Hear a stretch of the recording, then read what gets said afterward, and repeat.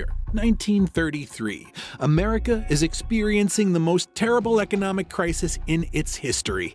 The Great Depression has turned a prosperous nation into a country of the unemployed and destitute. Every day, banks are closing, people are losing their savings, some are losing their homes, and some no longer have the ability to feed their children. Fear and panic reign in society. In such times, people seek security, and for Americans in 1933, security had the color of gold. Gold coins, gold bars, gold certificates. This was the only thing that could be trusted when everything else was collapsing. But the new president, Franklin Delano Roosevelt, looked at this gold with completely different eyes. For him, every ounce in private hands was an obstacle on the path to saving the economy. He devised a plan whereby saving America required taking all private and corporate gold from citizens. To understand the scale of what happened, we need to return to the origins of the American financial system. Since 1879, the USA had lived under the gold standard. Every dollar was tied to a specific amount of gold. This meant that the government couldn't simply print money out of thin air. Every banknote had to be backed in real gold in the Treasury. The system worked for decades. Americans got used to the fact that their money wasn't just paper, but real value. Many kept gold coins at home like we keep cash in our wallets today. But in 1929, everything changed. The stock market crash triggered a chain reaction. When banks began collapsing, one after another, people, gripped by panic, rushed to withdraw their deposits. But they demanded not paper money, but gold. Real, tangible gold. By 1933, the situation had become critical. The Federal Reserve's gold reserves were rapidly melting away.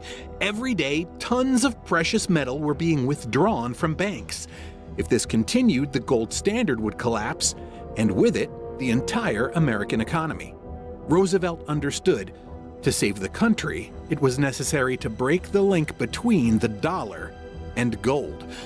But doing this required doing the impossible, taking gold away from an entire nation. April 5, 1933, Roosevelt has been in the White House for only a month. The economic crisis has reached its peak. After another cigarette, the president finally signs a document that will go down in history as one of the most controversial orders in American history. Executive Order Number 6102. Official title: Forbidding the hoarding of gold coin, gold bullion, and gold certificates within the continental United States. But the essence was much simpler and harsher. All Americans were required within the next 25 days to surrender all their gold to the government. Absolutely all of it. The exceptions were ridiculously small. Jewelry, dental crowns, rare collectible coins worth more than the regular price of gold, and small amounts of gold for industrial needs. Everything else was subject to immediate confiscation. The price was fixed at $20.67 per ounce. No bargaining, no negotiations, no consideration of market value. The government simply announced, "We're buying your gold at this price and you have no choice." And now the most interesting part?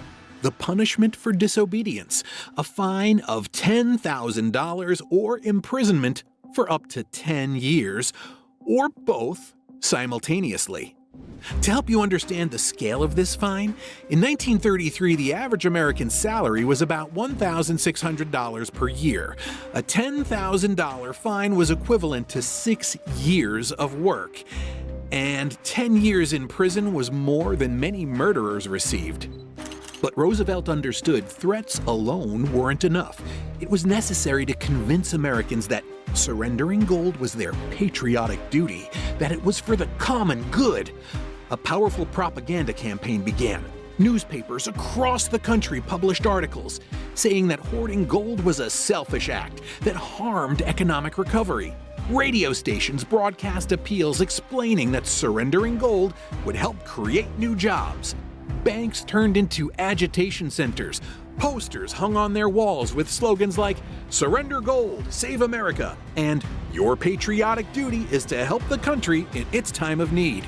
The impression was created that those who didn't surrender gold automatically became enemies of the people and traitors, willing to sacrifice the entire country for their own benefit. And this propaganda worked. Most Americans truly believed that they were giving up gold for the good of the nation. They didn't understand that they were participating in the most cynical robbery in human history. What? By May 1st, 1933, the deadline for surrendering gold, lines at banks stretched for blocks. People carried their family savings, gold coins inherited from grandfathers and great-grandfathers, their last savings that could ensure them a comfortable old age. Instead of gold, they received paper bills that were rapidly losing their value. The results exceeded the government's boldest expectations. In 1 month, Americans voluntarily surrendered 2,976,000 ounces of gold to the government. This was approximately $118 million at the prices of that time. But converted to modern money, this is about $10 billion. But this was only the gold of private individuals. To this must be added the gold of corporations, banks, and various organizations. In total, the government seized about 3,673 tons of gold from the American economy. And here lies the most tragic irony of this story. In those times, many Americans owned gold privately. Many had inherited it from the days of the gold rush and passed it down from generation to generation. Between 1848 and 1860, brave prospectors panned more than 750,000 pounds of precious metal in the California mountains. This gold was turned into coins that were carefully preserved in American families. $20 gold coins, double eagles, were minted from California gold starting in 1850. Each such coin contained within itself history and dreams of a better life. And now the government demanded that all this heritage be surrendered.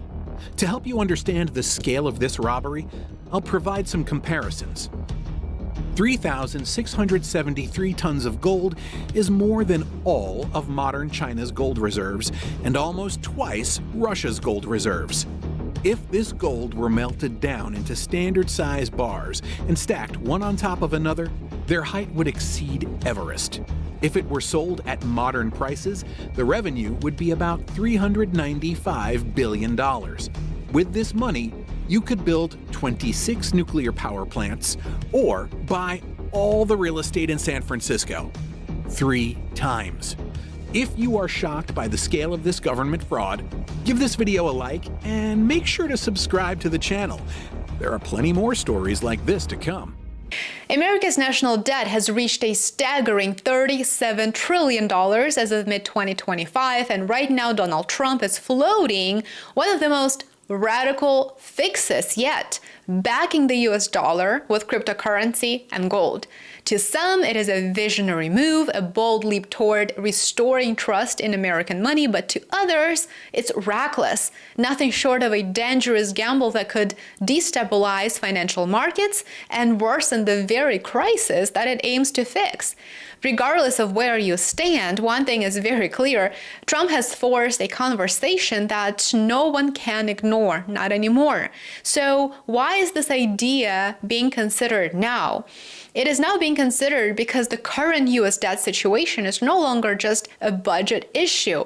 It is a national vulnerability. Politicians feel the pressure, voters are getting anxious, and campaign slogans about fiscal responsibility, remember those? They're no longer just rhetoric, they're political lifelines. Foreign investors are losing more and more trust in Washington as they see national debt hit new record highs every single day. This has become a vicious cycle. It can no longer be ignored. And so in that environment, ideas that once seemed outlandish, like crypto and gold-backed currency, suddenly feel like they're worth exploring. Whether it is a sign of innovation or desperation, the fact is the Overton window has shifted, the fringe has moved to the center. So let's talk about the numbers. The US debt isn't just a big number, it is a complex structure that includes publicly held debt, intragovernmental holdings like the Social Security Trust Fund, and short-term instruments like treasury bills that constantly roll over. In one of my recent videos, as you may recall, I shared the details and we discussed how the national debt is structured in greater detail. You're welcome to browse through the available videos here on my channel. What really worries experts is the debt to GDP ratio.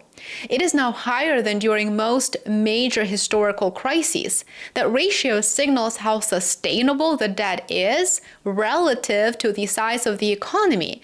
And interest costs are now exploding past $1 trillion per year. The government spends more just to service existing debt, crowding out funding for everything else, for other programs.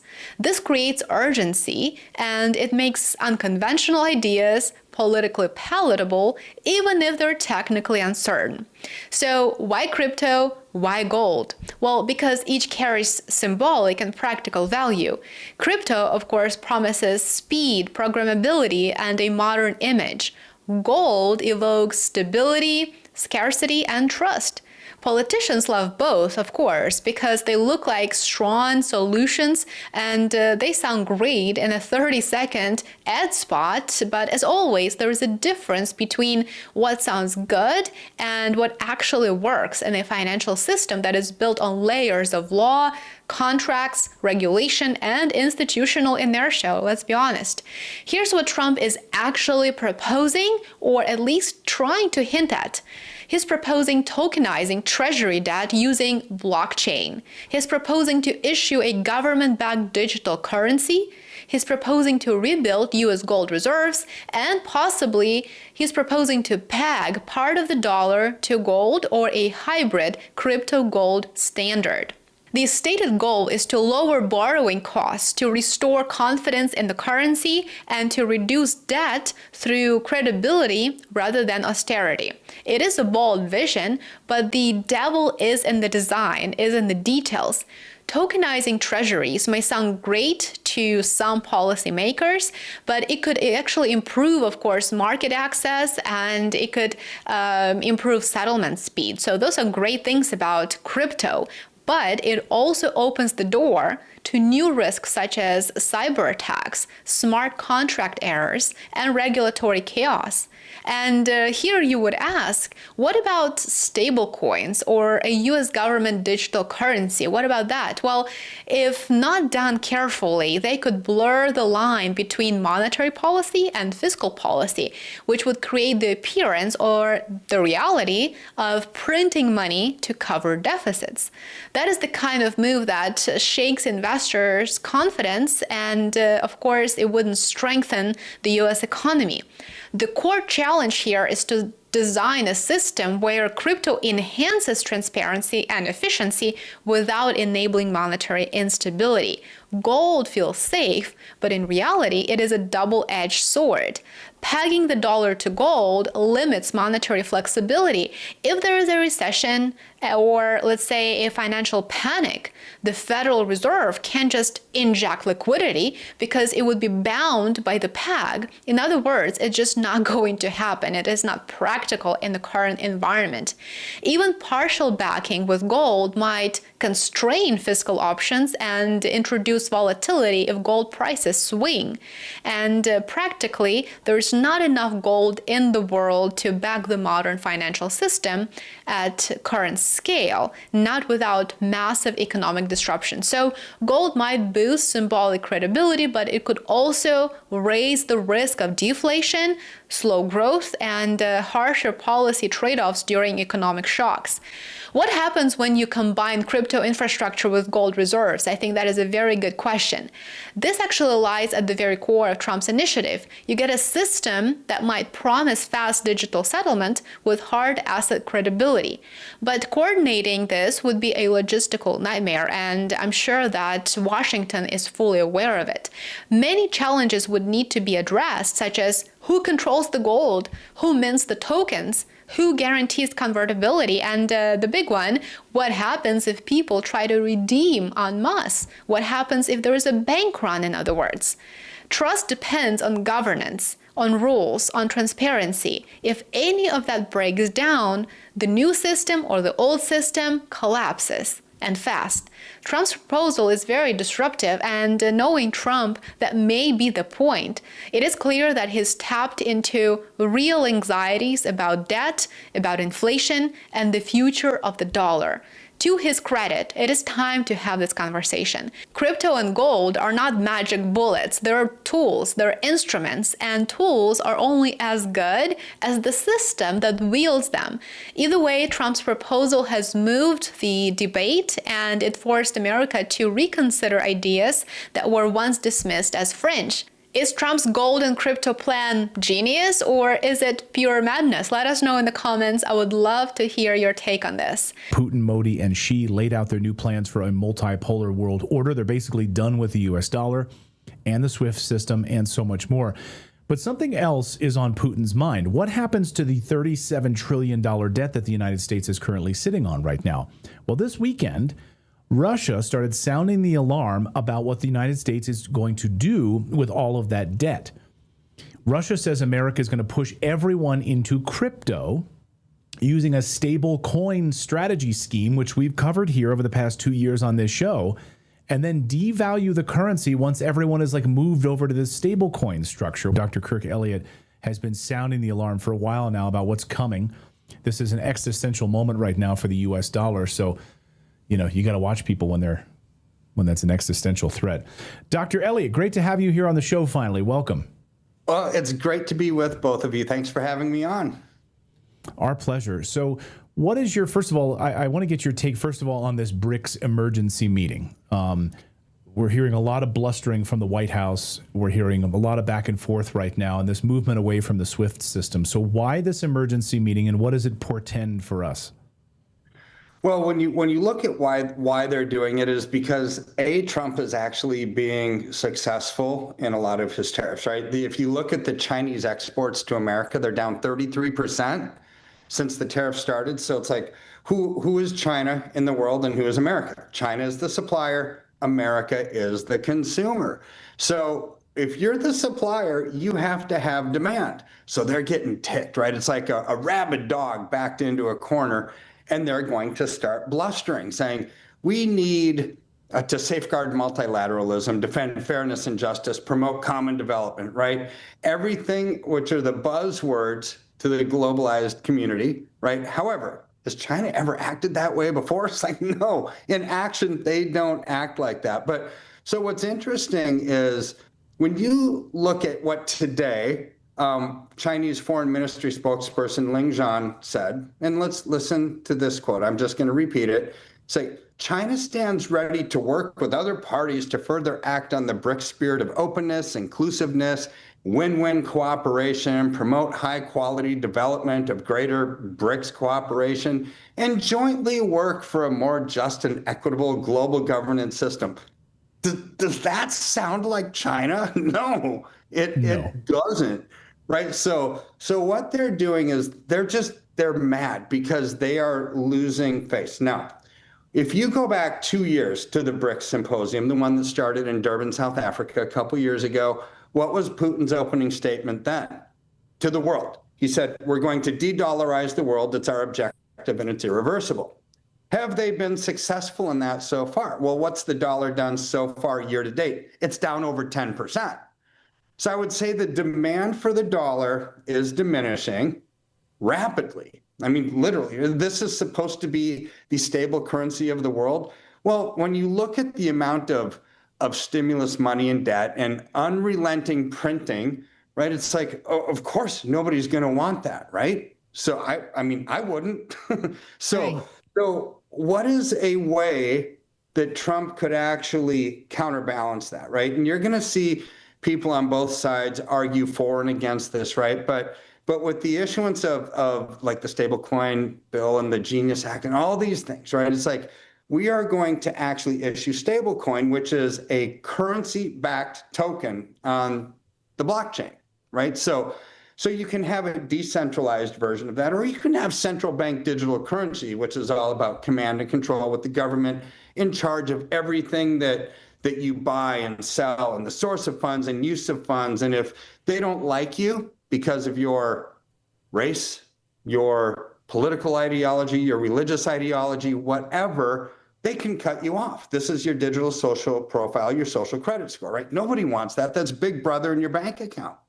So going to the decentralized blockchain, it's digital, right? Which is what a lot of people hate, but he's created demand for the US dollar where there wasn't one before, right? In the decentralized blockchain. So this is what China and Russia are actually pretty ticked about. It's just like, wait a second.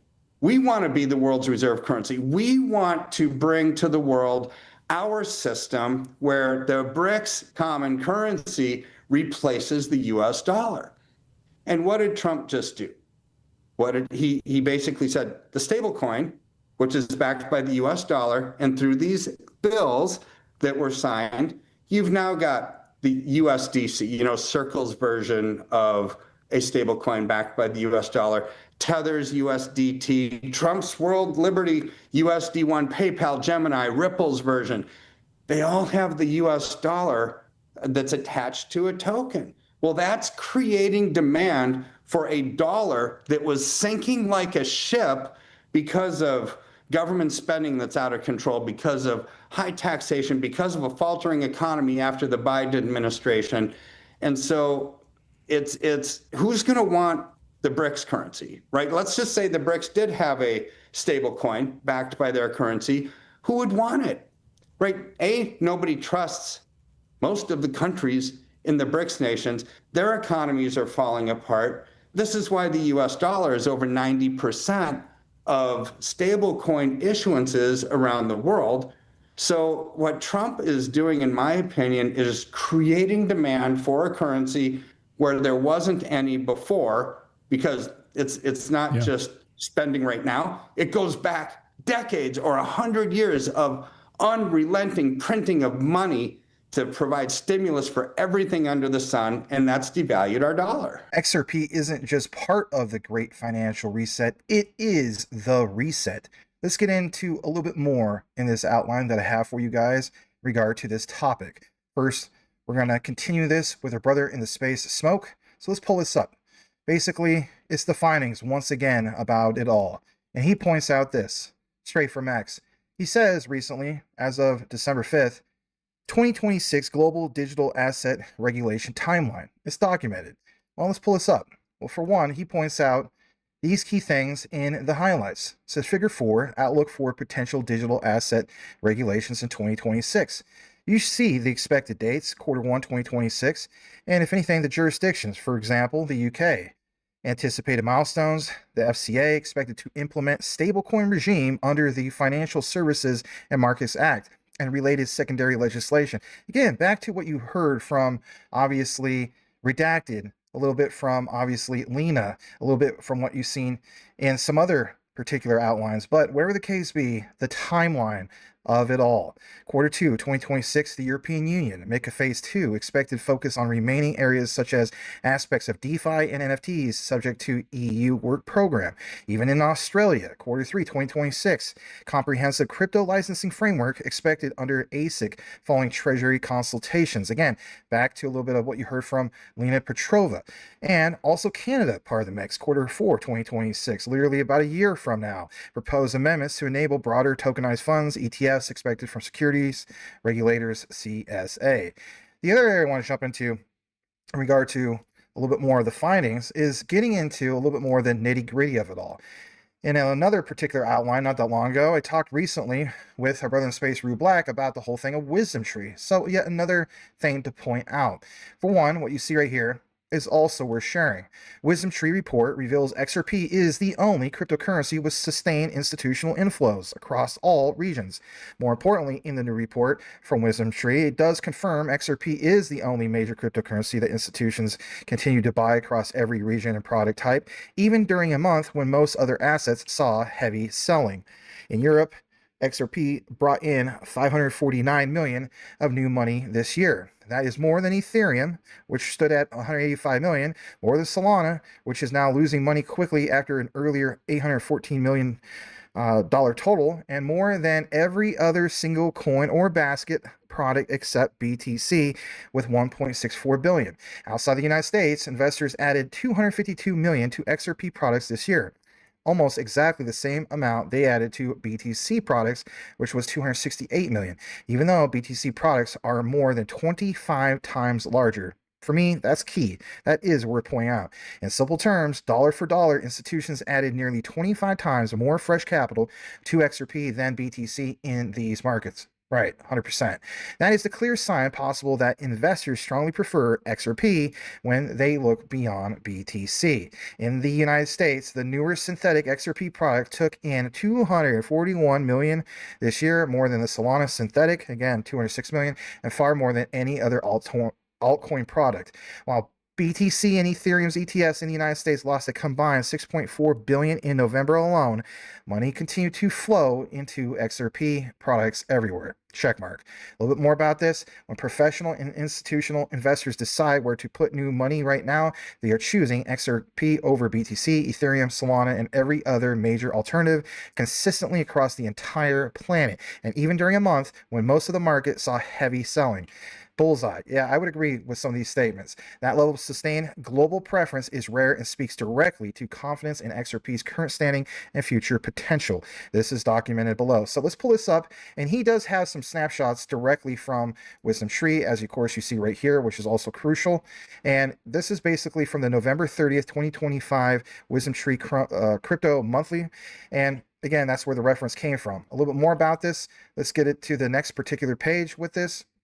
We see also here, this in particular from Wisdomtree Crypto Monthly, physical products, assets under management, and flows, crypto ETPs, domiciled in Europe. And of course, you see XRP there with those assets under management, the 1 million in inflows, the year-to-date flows, et cetera, and even on the other one about crypto ETFs domiciled in the United States, you see assets under management 118, and again, some of these flows, even with the ETPs compared to, for example, the rest of the world. Again, some references in regard to XRP. Pulling up some more information from Wisdomtree. This is the final one in regard to the topic of Wisdomtree. You also see here the particular assets under management and flows, and of course, the whole thing of ETFs in the United States, et cetera, et cetera. So again, all this is worth pointing out. All this is definitely worth sharing. A little bit more that we're going to get into in regard to it all. Let's pull up some more in regard to what Smoke was talking about. And I get it. Some of you guys, when you see, for example, guys like, for example, Jim Cramer, there's the infamous reverse Cramer effect. Some people pointed out, well, basically, does this gentleman, Tom Lee, also have that particular reverse effect? It's kind of mixed when it comes to him. But nonetheless, I want to play this. This is about 15 seconds. We're going to continue in this outline and why it's important for this topic of XRP isn't just part of the financial reset. It is the reset. So here's for yourself. Again, about 15 seconds. Here we go.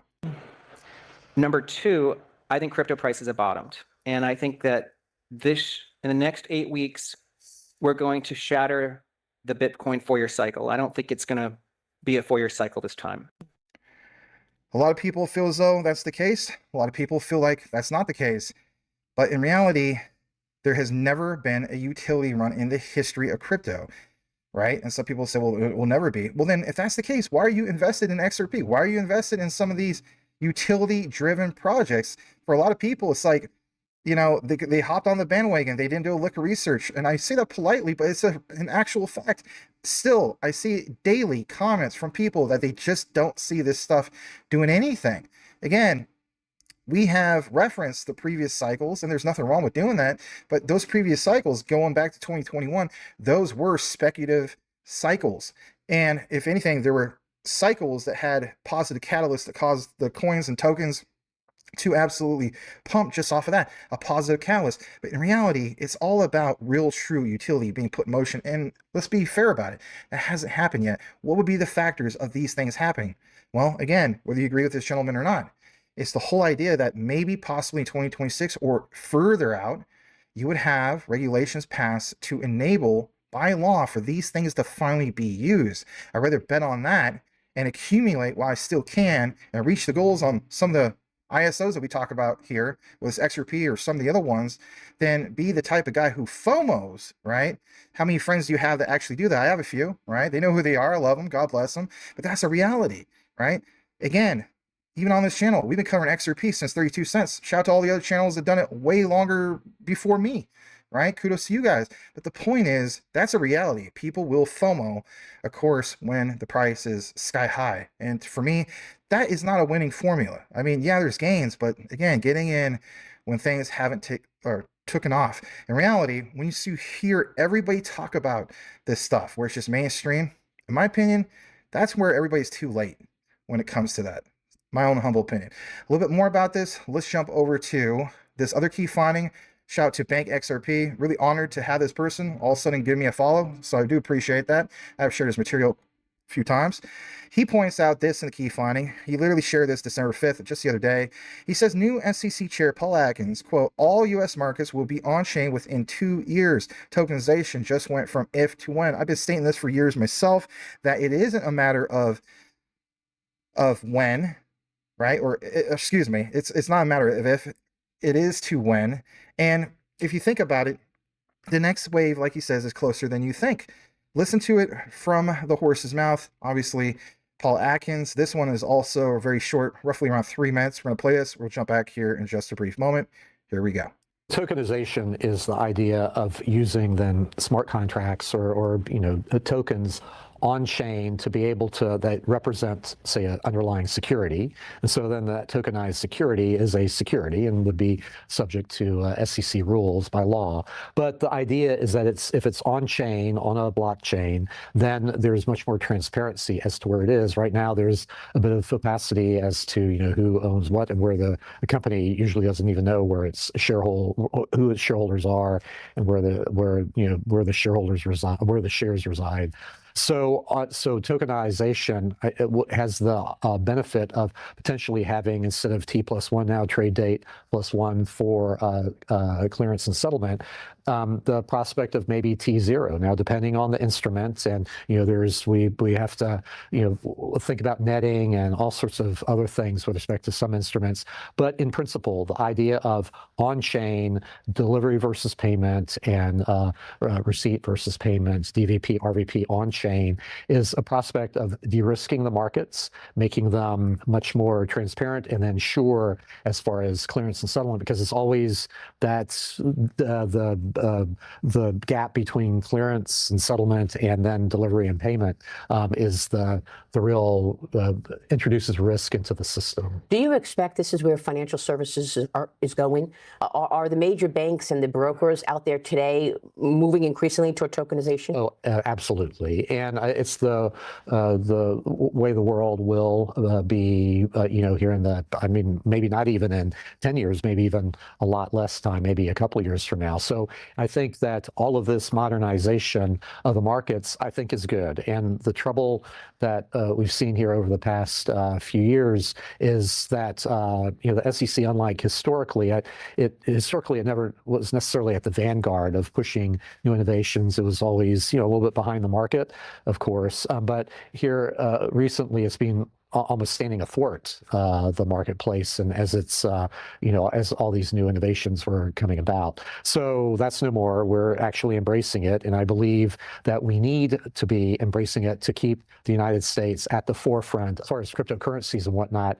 There were really only 2 countries in the world here in the last few years that were working to make cryptocurrencies illegal, and that was Communist China and the U.S. through the SEC. So that's changed. It's a new day now, and so we want to embrace this new technology. He makes some valid points here, and if you think about what he basically mentioned, yes, embracing the new technology. I know this is XRP video, but in another video I showed an example of Gilbert Verdian, the Quant Network. He basically said, in 1992, we introduced, for example, getting people onboarded with common use of email. and then go from there to obviously things that went from Web 1 or almost borderline Web 1 to Web 2. That's where you saw a lot more of that adoption, the killer apps, et cetera, et cetera. Again, think about where we're at right now when it comes to the talk of blockchain and distributed ledger technologies and so on. And again, tokenization, real world assets, and so on. All these things are valid. And to hear him, right? Somebody that gives you the opposite narrative of Gary Gensler saying that this isn't a 10-year outlook, that this is literally going to be within a couple years. That's incredibly bullish. Let's jump into a little bit more about this. I want to point this out as well from BankXRP. Give him a follow over at BankXRP. He points out some other great findings. And basically, it's this. He says Bitnomial just filed with the CFTC to list a new spot XRP USD contract set to go live on or after, of course, December 3rd. We've already been there, done that, because it's roughly, what, the 6th now. This is how real market structures get built. Regulated venues, transparent products, institutional access. Another step to bring XRP into the core of course, U.S. markets. And even here, you see specifically all the highlights that really, really matter. So for one, let's blow this up. You see here specifically in the documentation, literally from Bitnomial, it says here specifically, the listing of XRP US dollar spot contract with the CFTC. You see XRP USD contract is a spot contract based, of course, on the price of one XRP, and it's attached to exchange rule XRP US dollar spot contract, and of course, the details of the particular product specifications. So that's worth sharing, and I'm glad that he did. The other thing I want to jump into is basically this right here.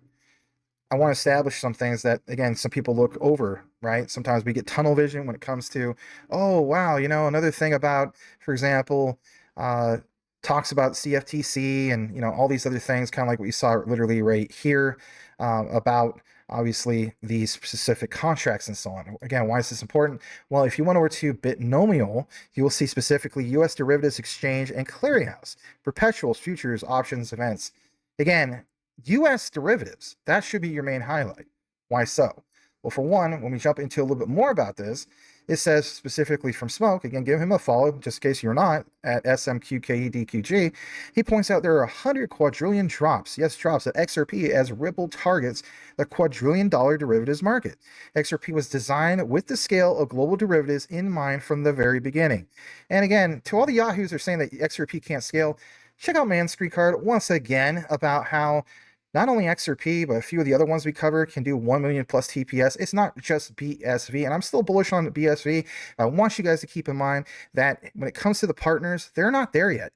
Ripple, of course, is, and that is very imperative and very well worth pointing out, because at the end of the day, it's not exactly what you have, it's who you know. All right. So again, the very beginning, again, global derivatives, this is very, very bullish, and especially to talk about this when people have fears of everything going bearish. So for one, I think this is big enough. I want to point this out. As mentioned previously, XRP is a debt-based currency and does not consume transactions like Bitcoin's UTXO model. A finite amount of XRP currently exists within the network, and more will never be produced again. 100 billion XRP was released initially when the XRP ledger was created, and the currency is subdivisible up to 6 decimal points, totaling up to a total of 100 quadrillion drops of XRP. The other area we're going to jump into is this as well. This is also worth pointing out. And as you see here, this was published by Kadir AK, August 9th, 2023. Ripple joins ISDA, claims share of 1.2 quadrillion derivatives market.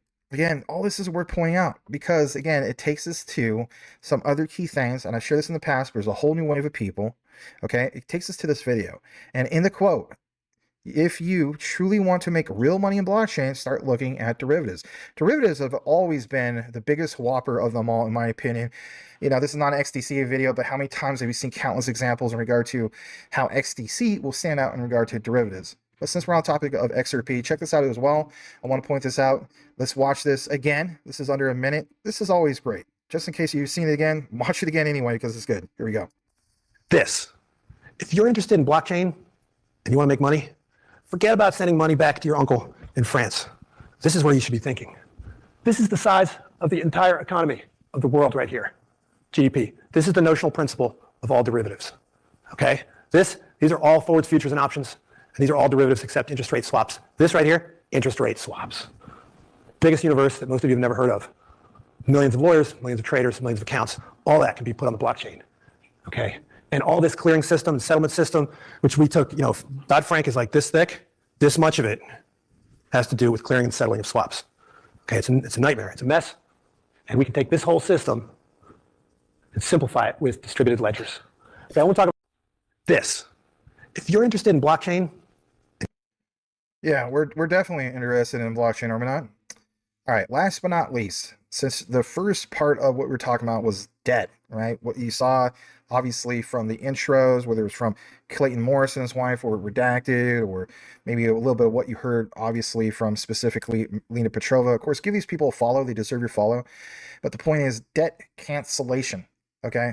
So in other videos, I talked about, obviously, is XRP the lender of last resort? You've heard me, as well as Jesse over Apex Crypto Insights. You heard Smoke. You heard some other people I collaborate with when we talk about, basically XRP is the ESDR. If anything, I might put some more answering cards up for you could check out those videos. But again, considering where we're going, okay? So you saw those intros, you saw the whole timeline with the research, what was presented this morning to you. And again, keep in mind the whole concept of debt cancellation. Here's why. As we pull up more about this, let's do the final connector. When government debt reaches unsustainable levels, it threatens a nation's economic stability and future growth. Again, I'll highlight this at the top. Debt cancellation equals the end game. That's why global debt restructuring will be necessary in the Great Reset.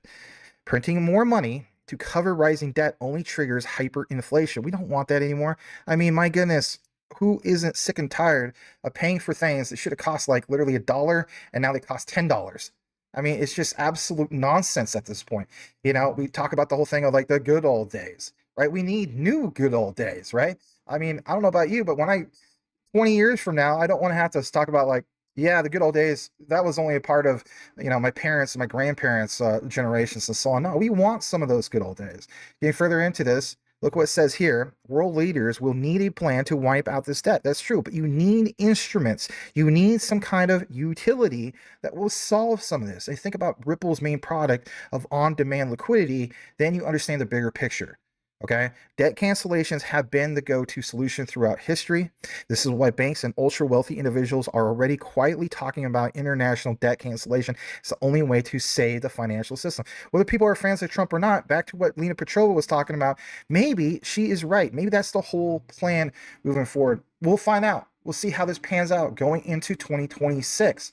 But where the case be, more about this, and we see here, again, this is documented. So for one, let's pull this up. I've shared this before in other deep dives and so on, but it's good to share it again. As you see here, a global debt restructuring will probably be needed and could be part of the big reset. In 2012, Bill Gross, founder of the largest bond investor house PIMCO, advised investors to start buying hard assets instead of paper assets such as government bonds. This is the equivalent of Carl Salesman advising people to start using the train instead of buying a new car. If anything, how about this? Grant Cardone. He's talked about some of this, right? The other area I want to jump into is a little bit more on this concept. Pull this up as well. It says, at some point in time, even governments have to get rid of their debts. True. This will happen either through inflation, debt defaults, or debt cancellations. Such monetary resets have been the solution many times in the past. It could well happen again. And again, Deutsche Bank remarked in their research as of late 2014 that more and more clients were discussing debt cancellations as being part of the end game. My goodness, some of the stuff, I get it, kind of scares people, right? Jumping back into this, here's more from Smoke. It says, yes, the big reset of the financial system is real. And more importantly, like it points out, it says basically, global leaders confirm it. You just saw some global leaders. Obviously, you saw the ones from the BRICS nations. You saw Putin there. You saw, obviously, Xi Jinping. You saw even Trump. I mean, come on, he's a world leader too, right? Former ECB president. New rules are being discussed with advanced and emerging economies, including China. ICBC precious metals, a new global currency setup is being conceived. George Soros, oh boy, right? Kind of cringe every time I think of him. The system we have now has broken down. We need to create a new one. That's supposed to be key. The major players are stockpiling gold. I mean, come on. Look what happened with literally all the central banks, right? They stockpile gold like something like nobody's business. Building new economic models and preparing for a blockchain-based global currency that, check mark. All right, documented. And again, even though this is the final connector, look at it for yourself. Like it says right here, the big reset. New rules have been discussed not only inside the advanced economies, but with the all emerging economies, including China, says Jean-Claude Trichet, former president of the European Central Bank. How about this one? A new global currency setup is being conceived, with the status of the U.S. dollar as the international reserve currency being shaky. Again, a new one is being set up and conceived, says Zhu Ming, general manager of the precious metals department of the ICBC. Second to last one. The world is moving step by step toward, a de facto gold standard. Like a few videos back, I talked about de facto. If anything, that was a code word, right? But whatever the case be, think about this again. I gotta stop saying it, whatever the case be. Anyway, without any meetings of G20 leaders to announce the idea or bless the project, the world is in fact moving step by step towards a de facto gold standard. I would agree. Last but not least, it says, I believe that basically the system is broken and needs to be reconstituted. The system we now have has broken down, only we haven't quite recognized it yet. So you need to create a new one, and now is the time to do it, says George Soros. Oh boy, right? So anyway, there you have it. I think you kind of get the gist of this whole thing, and that's my main thing. Look at the past, especially kind of like what we saw in those intros and so on. You could call it a reset at that particular time. And it seems as though that every 100 years, there is some form of a big reset of some form. Going from old traditional cash with fiat to a whole new digital system. And again, look again at what's going on with BRICS. We cover this quite often on this channel. All these things are very, very major. But again, in conclusion, in my humble opinion with the research, XRP isn't just part of the financial reset. It is the reset. So do me a solid if you listen to the entire outline and simply type in this keyword into the comments, and that is reset. And it tells me if you listen to it all. So the saying goes, know what you have, know why you hold it. The research trumps FUD 110%. May the Lord Jesus bless you all. I truly mean that. We'll see you on the next one. We're out. Load up on guns, bring your friends. It's fun to lose and to pretend. She's overboard and self-assured. Oh no, I know a dirty word. Hello, hello, hello, how low. Hello, hello, hello, how low. Hello, hello, hello, how low. Hello, hello. With the lights out, it's less dangerous. Here we are.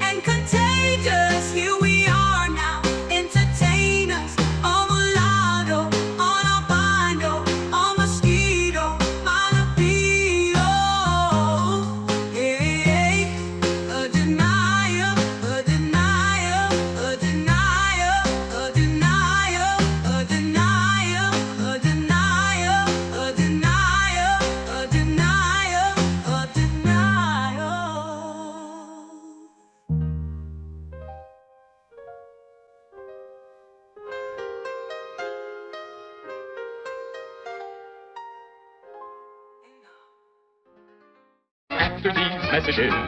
We'll be right back.